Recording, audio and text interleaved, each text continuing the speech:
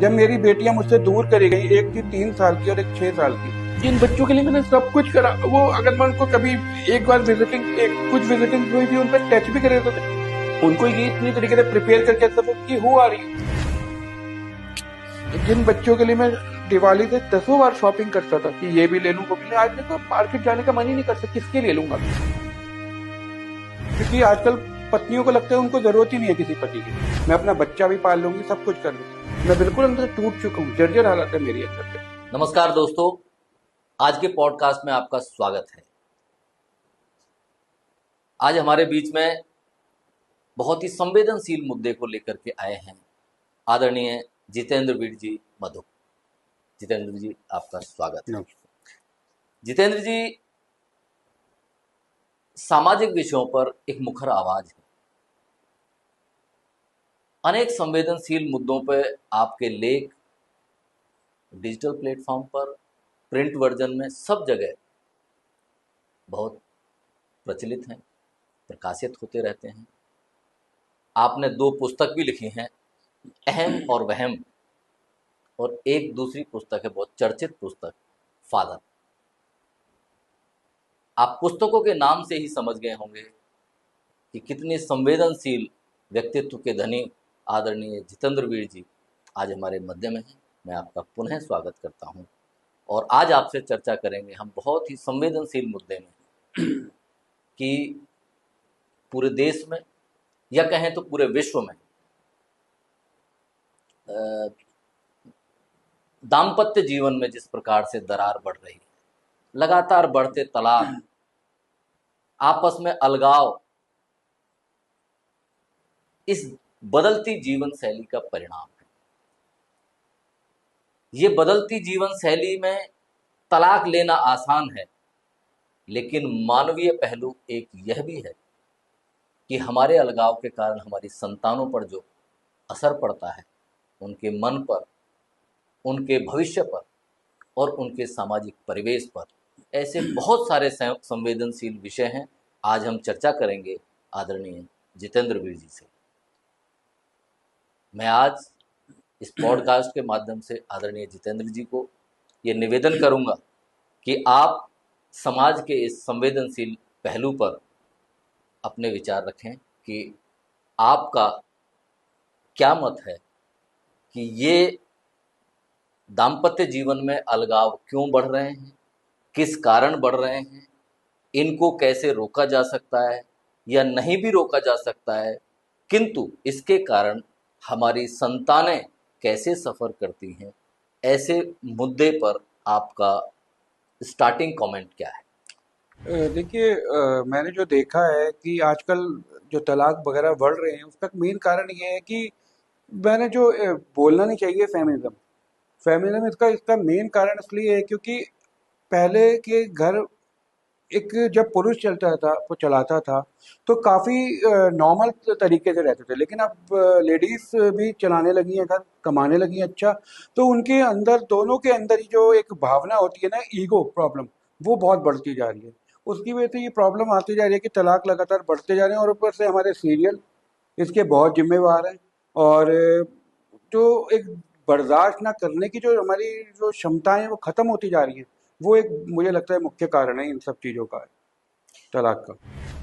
जी, ego आपने एक प्रमुख कारण बताया। हाँ जी। और हमारे जीवन जो बदलता जीवन शैली है, उसके कारण पहले पुरुष प्रधान व्यवस्थाएं थी, अब वर्किंग व्यवस्था होने के कारण महिलाएं भी डोमिनेटिंग कंडीशन में आ रही हैं। महिलाएं ज़्यादा डोमिनेटिंग हो गई हैं। आप ये देखो, जब एक पुरुष पहले कमाता था, वो किसके लिए कमाता है? आज भी जो पुरुष कमाता है वो किसके लिए कमाता है? चाहे वो अगर वो चाहेगा अपना, तो उसके लिए बहुत चीज़ें हैं ऐसी कि वो अकेला अगर चाहे तो वो किसी कहीं पे भी जाके को थोड़ी सी भी इनकम में अपना वो कर दे, क्योंकि उसके शौक ज़्यादा नहीं होते। शौक किसके लिए होते हैं?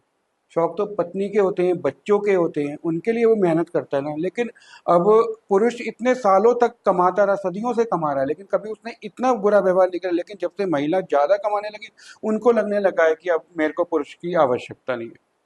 ये एक मुख्य कारण मुझे जो लग रहा है वो है। और आप कोर्ट में चले जाइए, जितने भी कोर्ट केसेस आते हैं वो सब पढ़ी लिखी लेडीज़ के आते हैं जो वर्किंग होते हैं, उनका एक्स्ट्रा मैरिटल अफेयर होते हैं। इसकी वजह से वो मेन एक कारण जो एक्स्ट्रा मैरिटल अफेयर है, क्योंकि पति है, पति इतने साल बाद आपको एक नॉर्मल तरीके से आपको डील करेगा कि आप क्या हो, कैसी लग रही हो। लेकिन जो बाहर आप निकलते हो तो जो और जेंट्स मिलते हैं वो तो आपको इतना हवा में चढ़ा देते हैं कि उनको लगता है कि भाई उनको आपसे एक लोभ होता है, लेकिन पति को कोई आपसे लोभ नहीं होता। जी।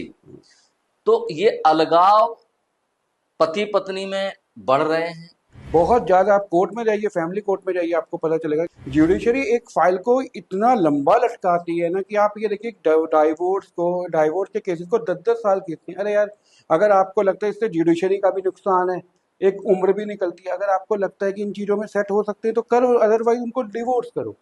लेकिन वो इतना टाइम क्यों लगाती है, और कोई उनकी मीडिएशन इतनी कोई सक्सेसफुली नहीं होती जिससे वो हो। क्योंकि वो तो बिठा लेते हैं आपको सामने कि आप बोलिए आप चाहते हो रहना। ऐसे अगर वो रहना चाहते तो कोर्ट में की दहलीज पे क्यों आना पड़ता। इसका मतलब कानूनी प्रक्रिया के कारण भी हाँ, एक दंपतियों में आपस में बिल्कुल, समस्याएं होती हैं, और बिल्कुल, इसके कारण भी जो है उन दोनों के मन पे भी प्रभाव पड़ता बिल्कुल पड़ता है। क्योंकि जितनी दूरियां बढ़ती हैं उतना अलगाव का वो बढ़ जाता है। अगर आप उनको कोर्ट बोले कि भाई आप रहने की कोशिश करो। हाँ, सब केसेस में हम नहीं कर सकते, लेकिन कुछ केसेस में ये होते हैं कि मिसअंडरस्टैंडिंग होती है।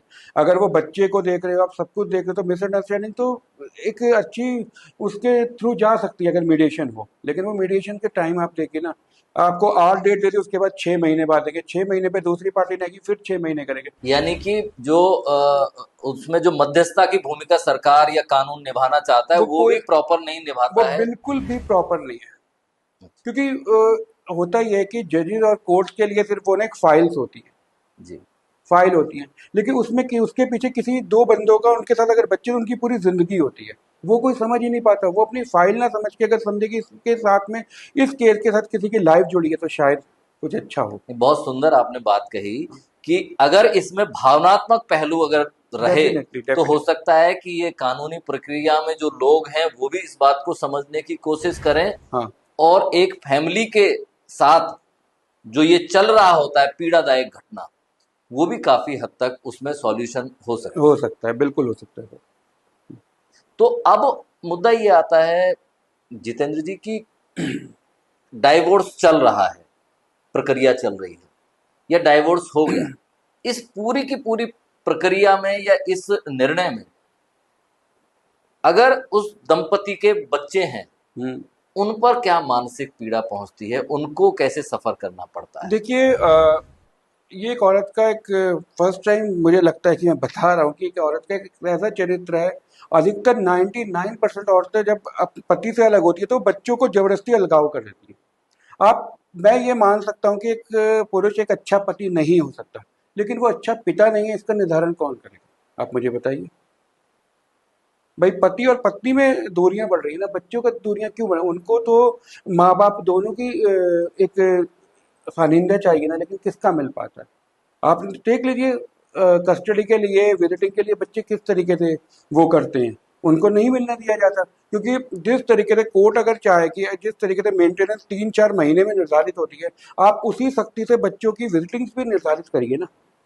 जब आप मेंटेनेंस दे रहे हैं, पति तो लुट गया, यानी कि एक तरीके से पिता और पति दोनों लुट गए, क्योंकि वो मेंटेनेंस पत्नी की भी दे रहे हैं, बच्चों की भी दे रहे हैं, लेकिन उनको बाद में मिलता है क्या है, बच्चे नाम तक भूल जाते हैं अपने पिता का, उनको पिता कहना तक भूल जाते हैं। इसका मतलब जो महिला दंपति में जो महिला का जो रोल है, वो बच्चों के दिमाग में ऐसी वो चीजें डालती है। मानसिक आतंकवाद डालती है। वो बच्चों के दिमाग में मानसिक आतंकवाद हो रहा है, लेकिन जिसकी तरफ कोई नहीं देख रहा। हम फिल्म स्टार को देख लेंगे, सबको देख लेंगे, और लेकिन इस इशू पे कोई देखता ही नहीं।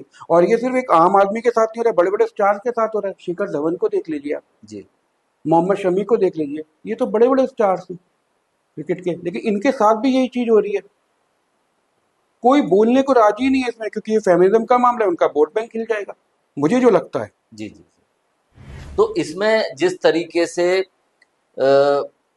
बच्चों के अंदर भी अब देखा गया है कि वो सोशल मीडिया पे रहते हैं, वो ज़्यादा इंटरेक्ट नहीं करते फैमिली में, या माता पिता भी इंटरेक्ट नहीं करते, तो उसका असर, क्योंकि बच्चे के बचपन में अगर ऐसी चीज़ें वो देख रहा है, घर में कलह हो रही है, या माता पिता के अंदर द्वंद्व चल रहा है, या आपस में किसी तरह की सहमत का खेल चल रहा है, तो ये बच्चों के कोमल मन पर कितना असर डालता है। बच्चों की मानसिक वेदना तो कोई देख ही नहीं रहा।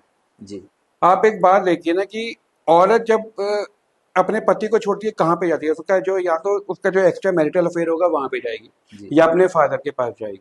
वहीं पे जाएगी ना। अधिकतर अपने फादर के पास जाती है क्योंकि फादर आंख मूंद लेती है, ऐसी लड़कियों के माँ माँ बाप भी आंख मूंद लेते हैं।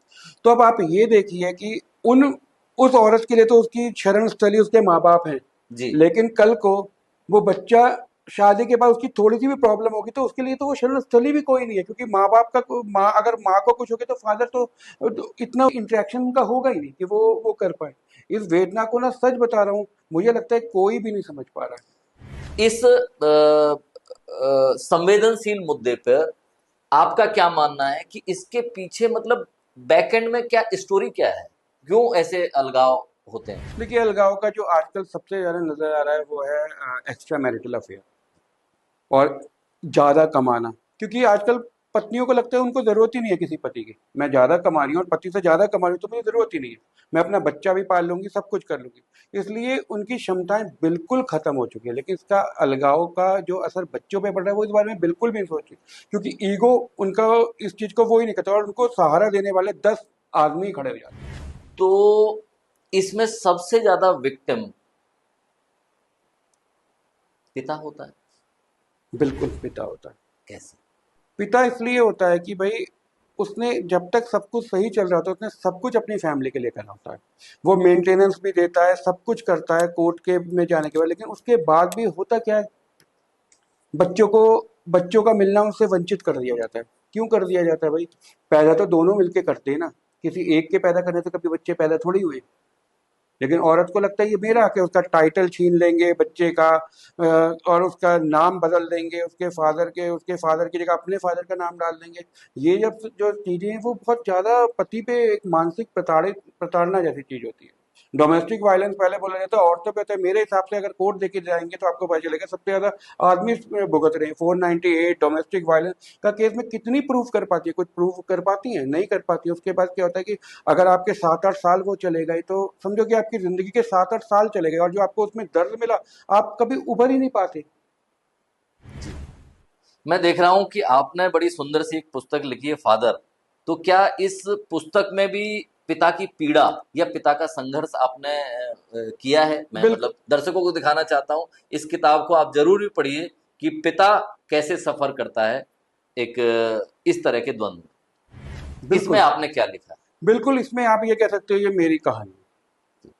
मेरा 2017 से अलगाव हुआ था और कारण बहुत निजी है, मैं नहीं बता पाऊंगा, लेकिन जी बट यही है कि क्योंकि डिग्निटी मेरी वाइफ की है, वो मेरे बच्चों की मम्मी है। जी। लेकिन उसके बाद मैंने देखा कि डे वन से ही बच्चों को कैसे मेरे से दूर कर दिया गया। कि मैं संघर्ष करे जा रहा हूँ, मैं कोर्ट जाता हूँ, वहाँ पे लड़ता हूँ कोर्ट में, लेकिन मुझे कस्टडी विजिटिंग राइट्स मिलते हैं, लेकिन वो और मेरी वाइफ मुझे इस तरीके से वो परेशान करती है कि कभी मुझे बच्चों से मिलवाती नहीं। कोर्ट के ऑर्डर्स की वो बिल्कुल अवहेलना करती है, लेकिन उसके बाद भी कोई सख्त कानून ऐसा नहीं है कि उसकी अवहेलना पे उसको कुछ बोल पाए। किस तरीके से मैंने इसमें, क्योंकि जब हम मरते हैं ना तो हम कुछ ना कुछ करते हैं, तो ये मरने जैसा ही होता है। आप अपने बच्चों से अलग हो और प्यार करते हो तो आप इसमें क्या करते हैं कि सारे पूजा पाठ पंडित मौलवी कहाँ पे हम लोगों ने अपने आप को नहीं झुकाया। कितना पैसा नहीं खर्च करा कि हर मंदिर में जाके दुआ मांगी, लेकिन उसका वो क्या होता है, जब कोर्ट में जाता है तो वो ठीक है, लेडीज नहीं आई तो कोई बात नहीं, नेक्स्ट डेट दे दो। आप ये देखो कि आप अभी बच्चा 6 महीने बाद की, 6 महीने आपको भूल गया है, फिर आपने नेक्स्ट डेट दे दी 6 महीने बाद की, तो बच्चा आपसे 1 साल दूर हुआ ना। 1 साल बाद बच्चों की तो एक मेंटेलिटी होती है, out of sight out of mind. और औरतें इस तरीके से भड़काती हैं बच्चों को कि वो वैसे ही नहीं बच्चे उसके रह पाते कभी। पिता को विलन बना देते हैं। पिता को विलन बना दिया जाता है पूरी तरीके से। मैं इसका भुक्तभोगी हूँ। मैं लड़ रहा हूँ, मैं रो रहा हूँ, मैं मर मर के जी रहा हूँ। संवेदना किसी में नहीं है, किसी में नहीं है, किस में आप बोलोगे? हर बंदा यही चाहता है कि मैं इस बारे में क्या बोलूँ, मुझे समझ नहीं आता। जब मेरी बेटियां मुझसे दूर करी गई, एक थी 3 साल की और एक 6 साल की, और एक बच्ची मेरी 11th में है, एक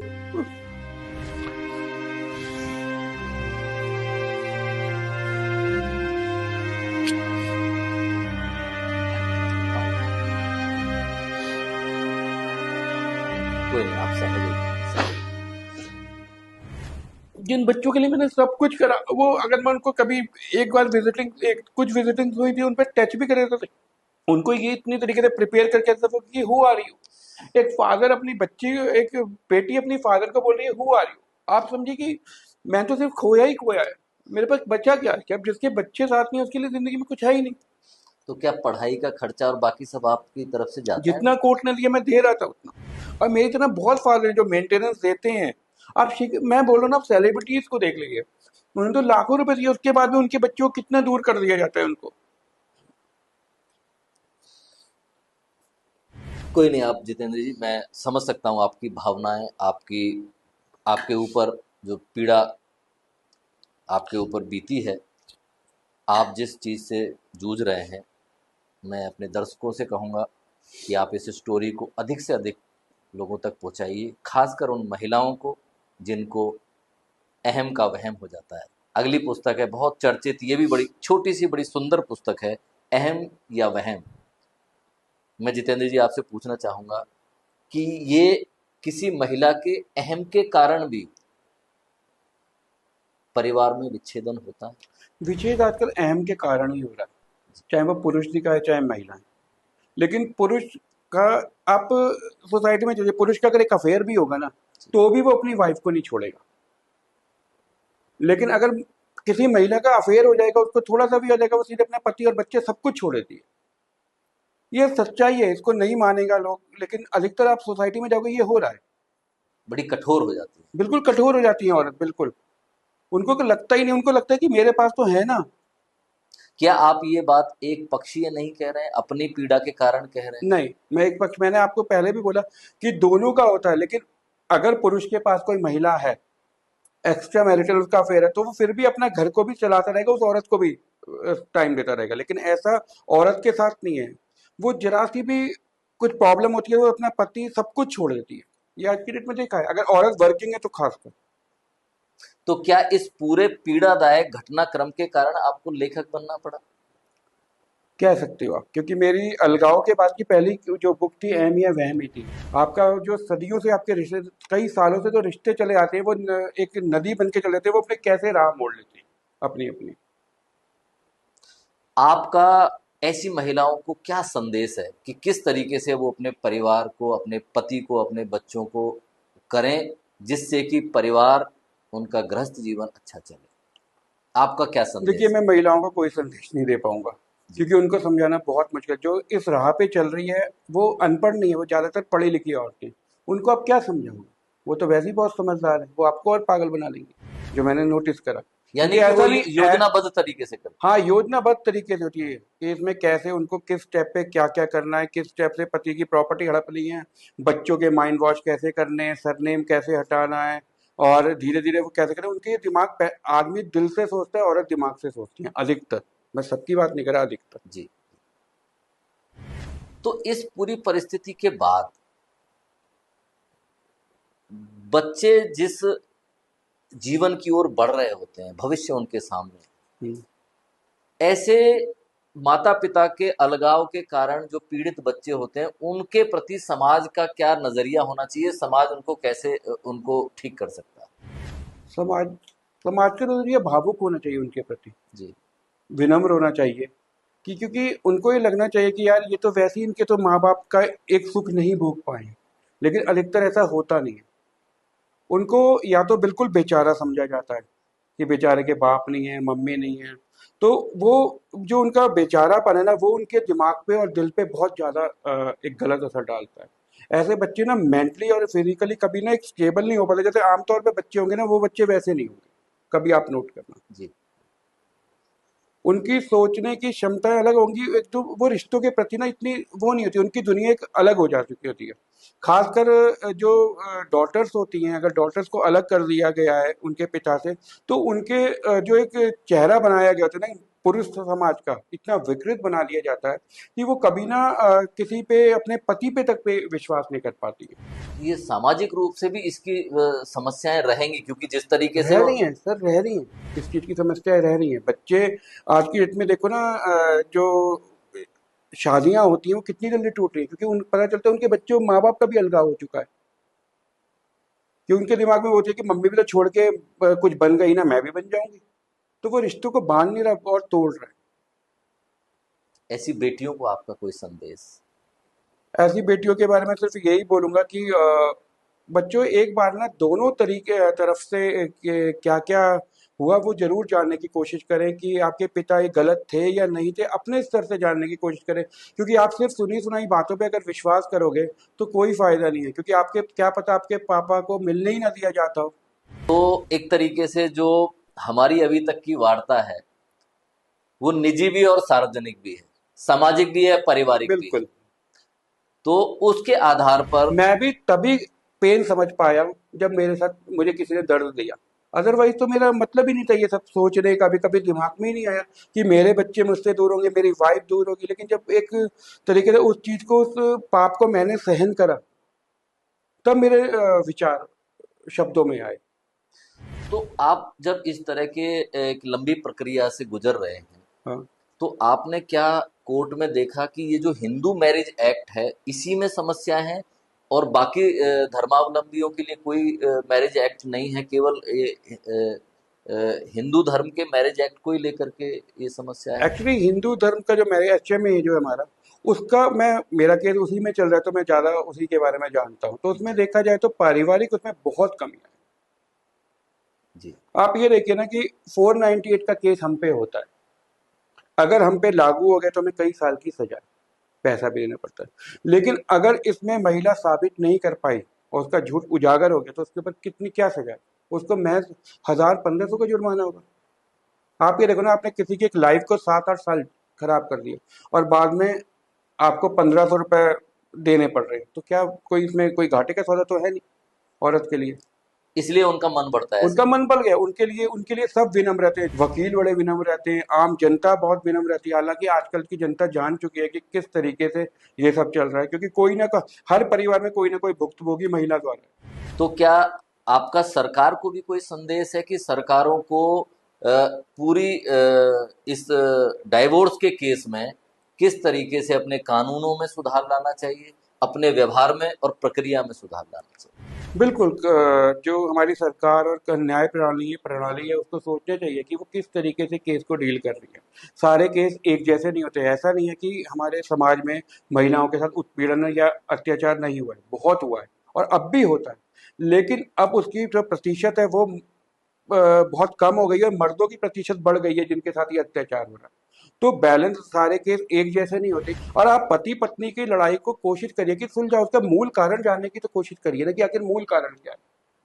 अब नया कानून आया है, इसमें बहुत अच्छा है कि अगर पत्नी का एक्स्ट्रा मैरिटल अफेयर चल रहा है तो उस तीसरे बंदे को भी सजा मिलेगी। इससे पहले तो कुछ था ही नहीं, एडल्ट्री हटा दी गई। वही उसी प्रश्न पे मैं आने वाला था कि भारतीय न्याय संहिता जो नई आई है उसमें आप देखेंगे काफी हद तक काफी हद इसमें तक सुधार है। सुधार किया गया है और पुरुषों को और रिलीव मैं किया मोदी जी को तो बस यही बोलूंगा कि सर, बेटी बचा रहे हो, बेटों को भी बचा लो।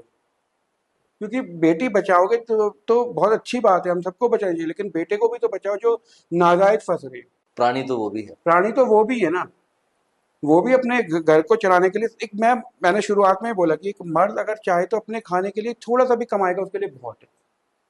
वो एक पैंट शर्ट, 4-5 जोड़ी पैंट शर्ट है, उसमें पूरी जिंदगी कई साल गुजार देगा, जी सॉरी। जी जी जी। लेकिन औरत को चाहिए होता है ना, मेहनत किस लिए करता है। आप चले जाइए कि हजारों लाखों किलोमीटर जो काम करते हैं बेचारे, वो कौन होते हैं बंदे, वो अपनी फैमिली को चलाने के लिए तो करते हैं।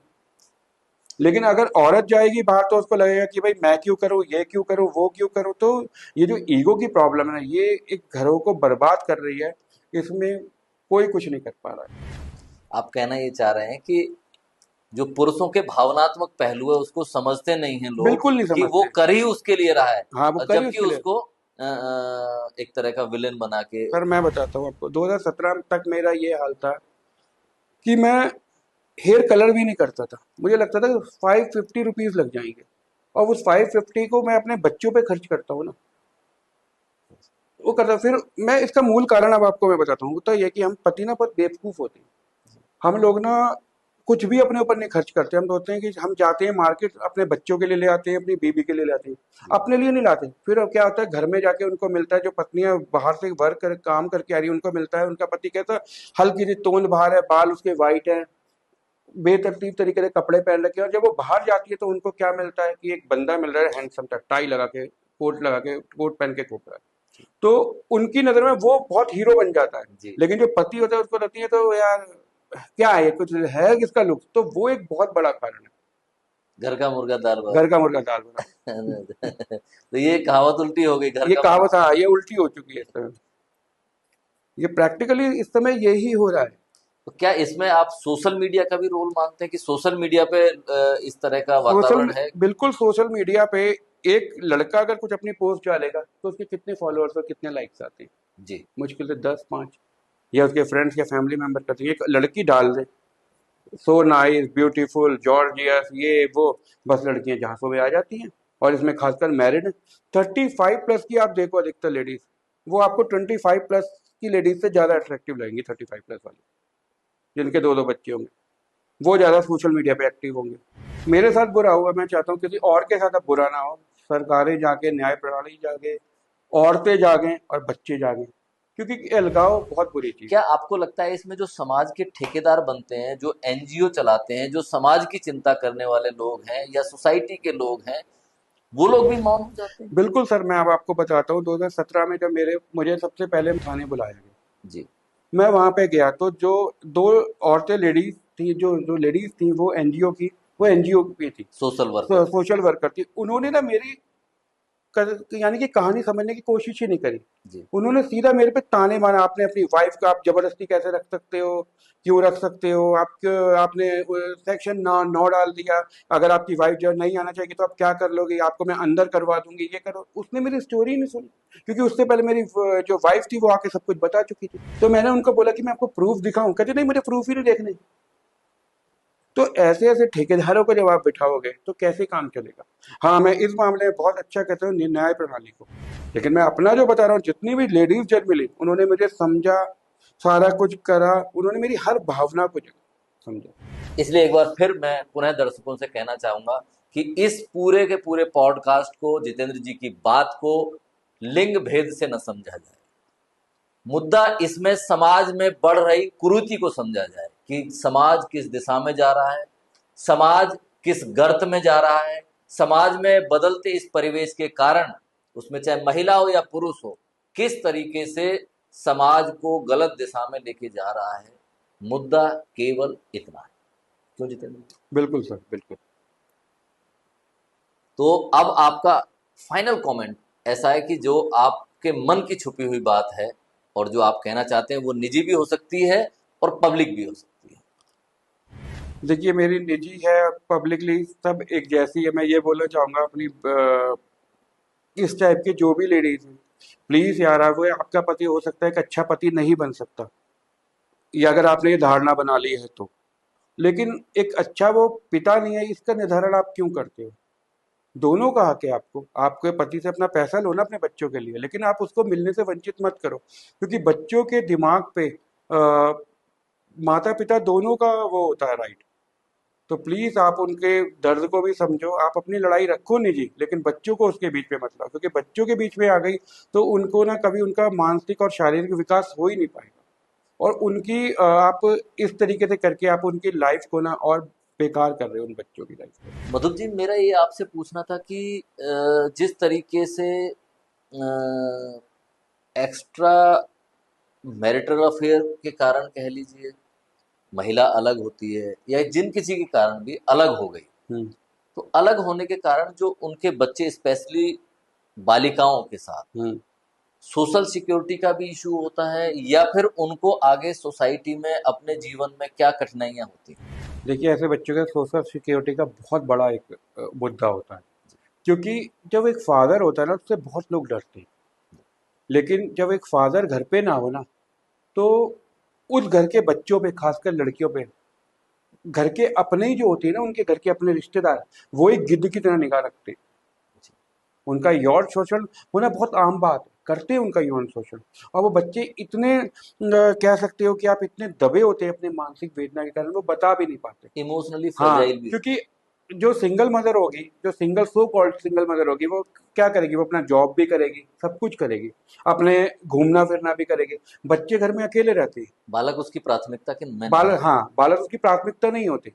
तो वो फिर क्या होता है कि ऐसे बच्चों के सराउंडिंग्स में रिलेटिव्स हैं या कुछ जान पहचान वाले, वो खासकर लड़कियों के साथ शोषण बहुत होता है। लेकिन इस तरफ भी ईगो इतना ज्यादा है कि कोई सोचेगा ही नहीं इस तरफ। और आप ये देखिए ना कि जो बच्चे इस टाइप के जो बच्चे भी होंगे ना, उनको ये लगता है कि यार कि पता नहीं मुझे घर से तो प्यार पूरा मिल नहीं पाता, क्योंकि माँ भी कितना प्यार कर लेगी, बाप से वो मिलने नहीं देते। तो उनको जो भी प्यार दिखाता है, दर्शाता है झूठा, वो उसी के साथ जुड़ जाती है। और वो जुड़ जाती है तो आप ये देखिए सोसाइटी है इस लायक कि सबके साथ जुड़ा जाए। उन बच्चों के साथ कितना शोषण होता होगा, लेकिन इस चीज़ को कोई नहीं समझ पा रहा। अब एक मुद्दा और उठता है, क्या अलगाव का कारण आसपास आपके मित्र भी होते हैं, या सो कॉल्ड जो महिला का बॉयफ्रेंड है वो होता है, या अपने भी कुछ मित्र होते हैं वो जानबूझ करके आपको अलगाव की भट्टी में झोंक देते हैं? आपके इर्द गिर्द कैसे लोग होते हैं उनके कारण भी अलगाव होता है? बिल्कुल, जो हमारे इर्द गिर्द होते हैं उन्हीं के कारण हमारा अलगाव होता है। कोई चौथा नहीं आके करता, कोई तीसरा ही जो हमसे जुड़ा होता है ना वो करता है। क्योंकि वो या तो पति को भड़काता है कि यार तू इतना हैंडसम है, तेरी वाइफ उस लायक नहीं है, ये है वो है, या पत्नी को तो भड़काने वाले बहुत होते हैं उसके जी यार दोस्त, जी। कि कहाँ तू, कहाँ ये, कहाँ वो, कहाँ इस टाइप से जो उनको भड़काया जाता है कि तू किस पोस्ट पे, वो किस पोस्ट पे, पोस्ट को लेके, आप उनके लुक्स को देके, तो मर्द अपना फायदा उठाने के लिए कुछ जी मर्द जी। वो इस टाइप के काम करते हैं जिसके अलगाव होता है। क्योंकि औरत को लगता है या किसी को भी लगता है, मर्द को भी लगता है कि यार मेरे पास ऑप्शन, तो ये जो ऑप्शन है ना, ये सबसे बुरी चीज है। जो लोग ऑप्शन पे तलाशते हैं ना अपने रिश्तों को, वो कभी अपना घर ही नहीं बसा पाते। और आपको मैं एक चीज और बता रहा हूँ कि जो भी इस टाइप के अलगाव होते हैं, या वो जो लेडीज अपने पति को छोड़ के जाती है, उनकी कभी शादी भी नहीं होती। क्योंकि वो भी शांति से नहीं रह वो पाते। भी शांति से नहीं पाती, क्योंकि मर्द उनको इस्तेमाल तो कर लेते हैं कुछ, जी। लेकिन वो कहते हैं जब ये अपने पति की नहीं हुई तो मेरी क्या होगी। हम्म। ये सच्चाई है। आप देख लो कि जो अपना पति छोड़ के आई है, उसको उसके बाद अगर कि कोई शादी कर भी लेगा तो कुछ दिन बाद वो भी छोड़ देगा। तो ये सच्चाई मैं आपको बता रहा हूँ सर। इसका मतलब सिंगल पेरेंट्स का जो दौर चला है, हम्म। ये स्कूलों में भी कई बार समस्या आती है। वो माता पिता के सिग्नेचर मांगते हैं, अब सिंगल मदर को भी वहां पे स्वीकार्यता मिल गई है क्या ये इस? यही तो बेवकूफी है। क्यों कर मिली भाई स्वीकृत? क्या बच्चा सिंगल मदर मतलब कैसे हुई? आप मुझे बता दो सिंगल मदर कैसे? क्या बच्चा अकेले पैदा करा? अगर अकेले पैदा नहीं करते तो सिंगल मदर हो ही नहीं सकती। जी। और ये भी मानना बहुत जरूरी है कि ठीक है, अगर आप सिंगल मदर लिख रहे हो, क्या आप मेंटेनेंस नहीं ले रहे हो अपने बच्चों की? तो पिता की सहमति उसमें होना। पिता की सहमति होना बहुत जरूरी है। ये पासपोर्ट पे भी शायद ये हो चुका है, पासपोर्ट पे भी हो चुका है, और ये स्कूल में हो रखा है। ये यानी कि कई जो बार तो विद्यालय स्कूल मतलब मिलने ही नहीं देते हैं, क्योंकि बिल्कुल, वो बोलती है सिंगल मदर है। महिला सशक्तिकरण एक ऐसा है ना जो सिर्फ गर्क में ले जा रहा है और कुछ नहीं। जहाँ पे अगर आपको महिला सशक्तिकरण करना है तो रेप के मामलों को तुरंत सॉल्व करो ना, और चीजों को सॉल्व करो। लेकिन आप तो उस तरफ आपका ध्यान नहीं है। रेप पीड़ित कितने कितने सालों तक अपने आप केसों को नहीं कर पाती। लेकिन हाँ, अगर फादर के साथ या पति के साथ हुए तो पूरी जुडिशरी साथ है। तो ये बहुत बड़ी प्रॉब्लम आई है ना, अदरवाइज तो चीजें बहुत अच्छी हो सकती हैं। कानून का अगर सही से पालन, कानून कोई बुरा नहीं है, लेकिन कानून का पालन सही करने वाला होना चाहिए, और बहुत जल्दी करने वाला चाहिए। मैंने बोला ना कि आपको कि आप मेंटेनेंस जब दिलवाते हो तो आप बच्चों की विजिटिंग भी उतनी सख्ती से दिलवाओ ना। हम्म। जो मतलब समय से न्याय न मिले वो न्याय कैसा है मैं ऐसे? बता रहा हूँ कि मुझे अपने बच्चे का ये नहीं पता, टेंथ में मेरी बेटी ने टेंथ का एग्जाम दिया, उसका रिजल्ट क्या है। मैंने उसकी मम्मी को कई बार मैसेज करा, नहीं मिला। फिर मैंने स्कूल में उनको कॉल करा तो मुझे बहुत विनती करने के बाद पता चला कि मेरी बेटी के मार्क्स कितने हैं। आप समझ सकते हो कि मेरी पीड़ा कितनी है। तो आप चोरी छुपे भी मिलने जाते थे? चोरी छिपे किससे मिलूंगा जब बच्चों का ब्रेन वॉश कर दिया गया? मेरे बच्चे तो मेरे को देखते ही नहीं है। मेरे बच्चे अगर मिलते भी हैं, कोर्ट ने ऑर्डर करा कि भाई आपको मिलना है और मैं मिलने गया, तो मेरे को कभी बच्चे अपनी मम्मी के पास ही रहते हैं, वो कभी मुझसे बात तक मेरी तरफ इवन नजर भी नहीं मिलाते। आप ये देखो ना कि जिस मॉल में मैं बच्चों को, जब वो मेरे साथ लेके सर पे लेके घूमते, तो आज वो बच्चे मेरी तरफ देख नहीं रहे। मैं उनके पीछे पीछे जा रहा हूँ, उनकी मम्मी आगे आगे जा रही है, लेकिन कोर्ट में 10 बार कंप्लेंट करने के बाद भी कुछ नहीं होता। नहीं हुआ मेरे साथ। बेटियों के विवाह जब होंगे तो आप चाहेंगे कि उस समय आपका? मैं तो अभी चाहूंगा सर कि आप मेरे से लो ना, एक बच्चे जितना भी मैं दे सकता हूँ अपने बच्चों को, मुझे देने में कोई दिक्कत नहीं है। आप मुझसे पैसे लो, लेकिन मेरे बच्चों को तो मुझे मिलने दो ना। मैं उनके सारे पूरी, आप मेरे हफ्ते में भी मिलने दोगे ना, मैं उनके सारे जिंदगी काट लूंगा। लेकिन ये मेरे जैसे बहुत हैं जो तड़पते हैं, लिटरली तड़प रहे हैं अपने बच्चों को लेके, लेकिन कुछ नहीं हो पा रहा सर, कुछ नहीं हो पाता। क्या पता बड़े होकर के उन बच्चियों को ध्यान में आए कि सर वो क्या पता मतलब। बड़ा हो, तब तक जब वो बड़े हो मैं ही ना रहूं। जितनी बीमारियों से एक पुरुष इस अलगाव के बाद ग्रस्त हो जाता है, क्या आपको लगता है उसकी लाइफ लंबी होती है? हार्ट अटैक पुरुषों को क्यों होती है बीमारियां, हार्ट अटैक वगैरह ज्यादा इसलिए होते थे कि वो अपनी दर्द और वेदनाओं को अंदर रखता है, इसलिए उसके साथ प्रॉब्लम है। आप अगर रिजल्ट लेट आया तो उसका कोई फायदा ही नहीं है सर, कोई फायदा नहीं है रिजल्ट का लेट है।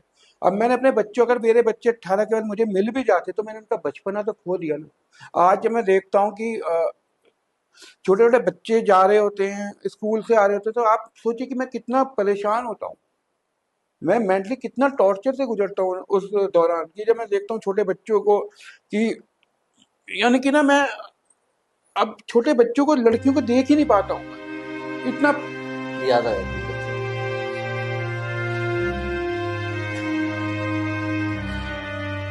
कोई भी फेस्टिवल होता है, उन फेस्टिवल के ना आने से मुझे डर लगने लगा है।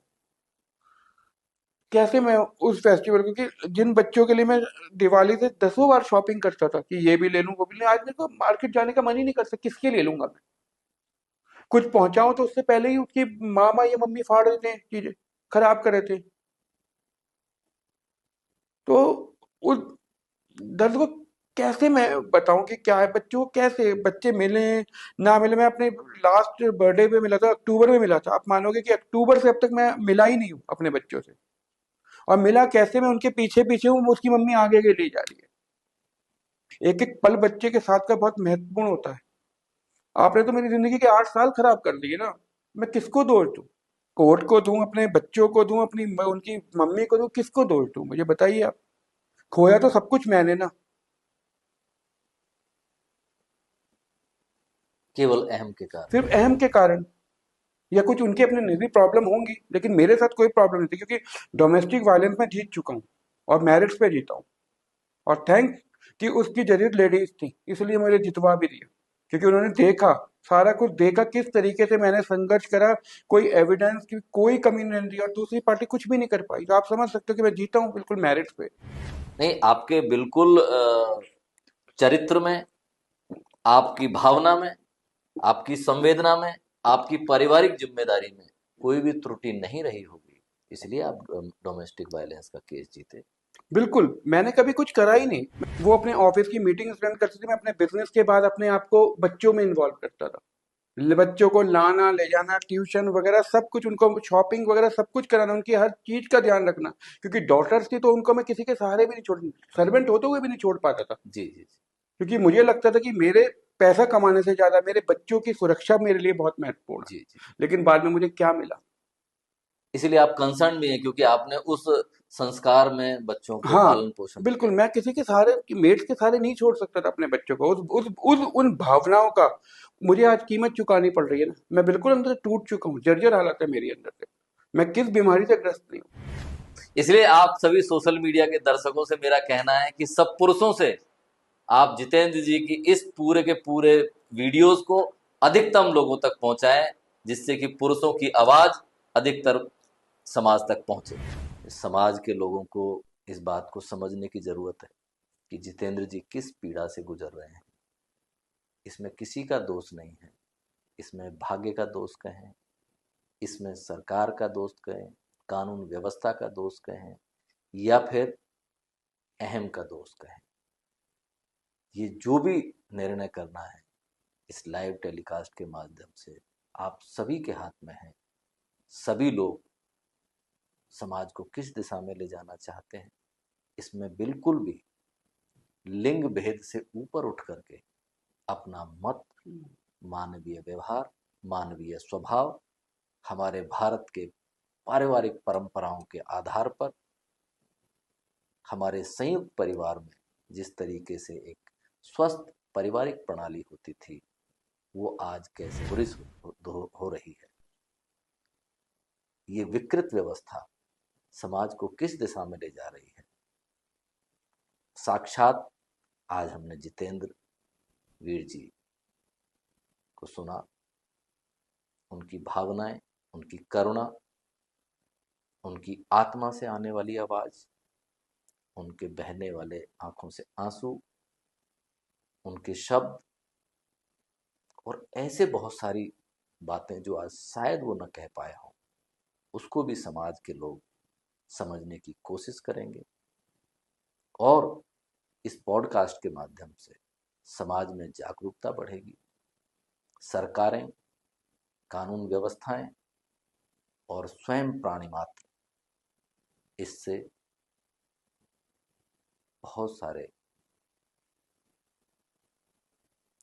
इससे संदेश लेगा, मुझे पूरा विश्वास है। और हम सब की भावनाएं जितेंद्र जी के साथ हैं। आने वाले पॉडकास्ट में हम पुनः एक बार किसी भावनात्मक विषय पर आप सभी से मुखातिब होंगे, रूबरू होंगे। तब तक के लिए नमस्कार।